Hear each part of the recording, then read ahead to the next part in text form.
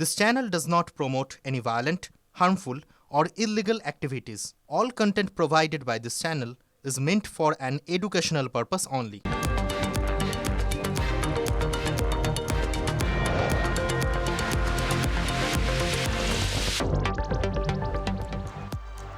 TV nine বাংলায় স্বাগত।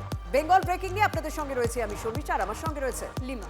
Lima, নামের সঙ্গে এখন সবকিছুতে একটা সাথী না হলে স্ত্রী জুড়ে যাচ্ছে, তবে সাম্প্রতিক যুব সাথীর তো কথা বলতেই হবে। গাল ভরা শব্দ সাথী আদৌ কি যুবদের সঙ্গী হওয়ার চেষ্টা, নাকি তাদের আরো দুর্বল করে দেওয়া? স্থায়ী ভাতাজীবী বানিয়ে আনুগত্য কেনার ছক্কি। চন্দ্রকোনার আলু হাটে হাড়ি ভাঙলেন আলু ব্যবসায়ী। চন্দ্রকোনার আলু ব্যবসায়ী তিনি রীতিমতো হাটে হাড়ি ভেঙে দিলেন এক অভাবী মেধাবী যুবক। ভাতা কেনে, ভাতাটা এটা ভোটের কারণে। কলকাতা পুরসভার বাজেট অধিবেশনে বাংলাই শেষ কথা। মাতৃভাষা হিন্দি উর্দু হলেও তৃণমূল কাউন্সিলরদের বক্তব্য রাখতে হবে বাংলায়। বাংলার জন্য কত আবেগ শাসক দলের, অথচ সেই বাংলাতেই চাকরি নেই বাংলায় MA পাশ করা এমন অনেক যুবকের। পশ্চিম মেদিনীপুরের চন্দ্রকোনা রোডের দীনবন্ধু চাকরির জন্য কাউকে ঘুষ দেননি। পেট চালাতে টিউশন করেন, বাবাকে সাহায্য করতে বসেন আলুর দোকানে। সেই তিনিই বলছেন,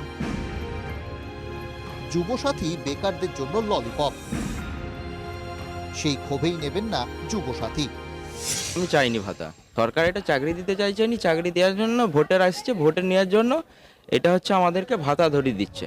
কয়েক বছর আগে বাংলায় MA পাশ করেছেন দীনবন্ধু। শিক্ষকতার চাকরি পেতে যাতে সুবিধে হয় তার জন্য করেছেন DLEDও। কিন্তু কোথায় চাকরি? চোখের সামনে দীনবন্ধুরা দেখছেন কিভাবে যোগ্যদের চাকরি চলে যায়। রাগঢাক না রেখেই তাই বলছেন এসব প্রকল্প আসলে ভোট কেনার কৌশল। বর্তমান সরকার এটাই চাইছে, হ্যাঁ, শিক্ষিত বেকার দিকে এই ভোট আসলো, ভাতা 1,500 করে ভাতা নেই। ওই সামান্য 1,500 টাকা দিলে তাদের মানে কিছু হবে কি? দীনবন্ধু ছোটদের পড়িয়ে আলু বেচে সংসার চালান। যাদের সেই সুযোগ নেই তাঁরাও বলছেন এসব ছেলে ভোলানো প্রকল্প। এই সমস্ত শিক্ষিত বেকার যুবকরা কি শুধুমাত্র ভাতার উপর নির্ভর করে আগামী দিনগুলো চলবে? এই প্রশ্ন কিন্তু তুলছেন এখানকার মানুষ। এটা ভিক্ষা মাগার মতন কেস। 1,500 টাকা কি হবে? সরকারকে এটাই বলতে চাই, শিক্ষার ব্যবস্থা যেন ভালো থাকে, আর চাকরি মানুষ কেমন দেয়। যুবদের মনের কথা তবে কি শুনতে পাচ্ছে সরকার? শেষ পর্যন্ত সাথীহারা না হতে হয়। পশ্চিম মেদিনীপুর থেকে দেবব্রত সরকারের রিপোর্ট, TV9 বাংলা।